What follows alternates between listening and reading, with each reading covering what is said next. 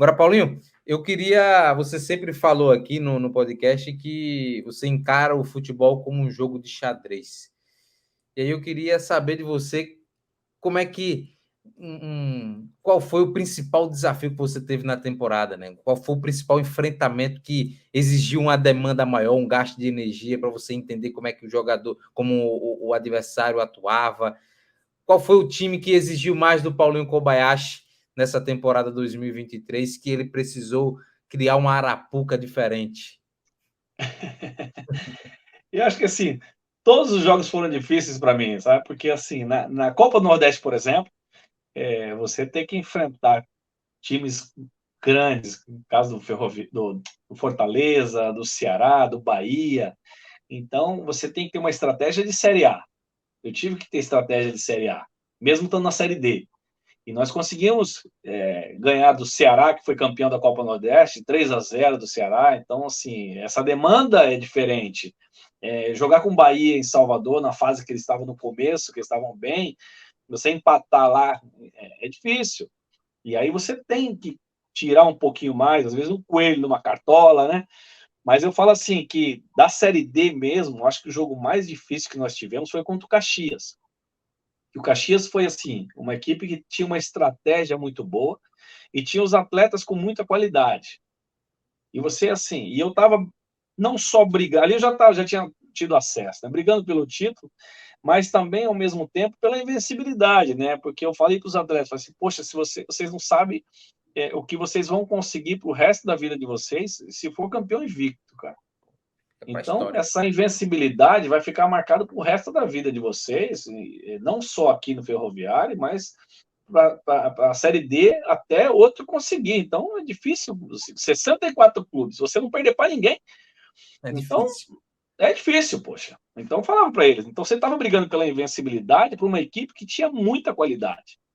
Então, assim, não só tecnicamente, mas taticamente, acho que foi uma das equipes mais bem posicionadas que nós encontramos, que tinha variações e qualidade individuais, que aí eu ficava difícil eu tentar achar um espaço, achar uma dificuldade que eles poderiam encontrar, e ao mesmo tempo eu teria que me defender muito bem, porque eles tinham muita variação, entendeu? Então, ali o Caxias, eu acho que foi uma das equipes que eu tive que mais quebrar a cabeça, mas os atletas que nós tínhamos lá, eles também entendiam que, poxa, vamos fazer que o homem quer que vai dar certo. Então, eles acreditavam muito em mim. Isso daí foi assim, é uma das coisas que eu percebi que ali eu tirava deles o que eu queria, porque eles acreditavam em mim. E aí, quando a gente pedia, ó, vocês vão ter que fazer isso, ó, a sua função hoje é essa, você tem que fazer isso. E eles iam lá e faziam exatamente. Tinha um dos atletas lá que o Lincoln, ele não fazia uma jogada sem olhar para o banco para perguntar para mim, professor, olha, eles estão assim, que eu faço? Aí eu faz isso, aquilo outro. Ele ia lá e fazia exatamente o que eu pedia. Então, assim, o Lincoln foi um dos jogadores mais obedientes que eu trabalhei no Ferroviário. Ele não fazia nada sem olhar para o banco. Às vezes, uma jogada que ele errava, ele olhava para mim, ver minha reação, o que eu ia falar. E aí, assim, foi um dos jogadores, acho que mais jogou comigo. Um dos principais jogadores. E não apareceu tanto para todo mundo, porque ele fez alguns gols, não foram muitos, mas, assim, ele foi muito importante para mim. Dentro do esquema que eu colocava, porque ele era tão obediente que ele procurava saber o que eu queria que fizesse para ele fazer dentro de campo. Ele jogou comigo de lateral direito, para você ver, por isso que eu falo para você. Às vezes o posicionamento do meu time, eu não mudava, às vezes, a peça. Eu mudava, às vezes, a própria característica dele, que eu ficava sem lateral, mas ele, como volante, vem aqui para a lateral para mim, que faz a lateral. Ele cansou de fazer a lateral para mim. Então ele fez muito, fez lateral, fez beirada, fez primeiro volante, fez segundo volante, fez meia. Então, assim, são situações que a gente procura fazer com que os atletas consigam fazer dentro de campo, e isso é importante, a confiança que eles têm no treinador. E o Ferroviário, para mim, foi uma escola. Eu falo que esses jogadores ali, a gente pedia para eles, se falasse para eles, vocês têm que dar 2 cambalhotas para a gente ganhar o jogo, eu tinha certeza que todos eles davam 2. Então, é importantíssimo essa relação nossa aí com os jogadores, que eu falo que eu aprendi demais com esses atletas lá no Ferroviário. Pô, esse bastidor é interessante, né? O cara olhando para o banco, e aí, será que o professor está se agradando do que eu estou fazendo?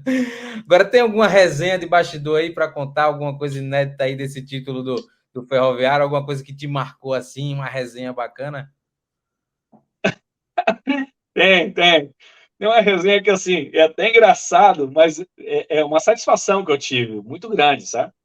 Porque eu tive uma cobrança que eu fiz com o Ciel, num jogo nosso contra o Maranhão, um jogo difícil também. Aí eu fiz a cobrança, não, eu briguei com ele, xinguei ele, pô, não sei o quê, tal, aquele negócio dele, ele ficou todo emburrado, ficou chateado, não sei o quê, tal, os caras foram dele, pô, faz isso, professor, tal, um cara legal, não sei o quê, tal. Só sei que nós fomos jogar outro jogo, e aí ele foi, me abraçou, ele fez um gol, ele, pô, eu te amo, professor. Aí os caras escutaram, não, ele fez gol contra o Maranhão, foi contra o próprio Maranhão, ele fez o gol e me abraçou, pô, eu te amo, pô. Aí tá, passou. Quando nós fomos jogar na final do jogo da Copa da Fares Lopes, aí tinha o outro centroavante nosso, que era o Bruno. O Bruno foi e fez o gol, foi lá me abraçou no banco. Ele acabou de fazer o gol, foi me abraçar no banco e falou assim: professor, eu te amo mais do que o Ciel. Me escala, pô! E aí depois, no final, acho que quando nós fomos para a final, nós subimos, né? Aí na resenha, assim, na roda, o Ciel começou a falar e tal. Eu sei que Deus que me ama mais o senhor do que eu, não sei o que, aquela resenha.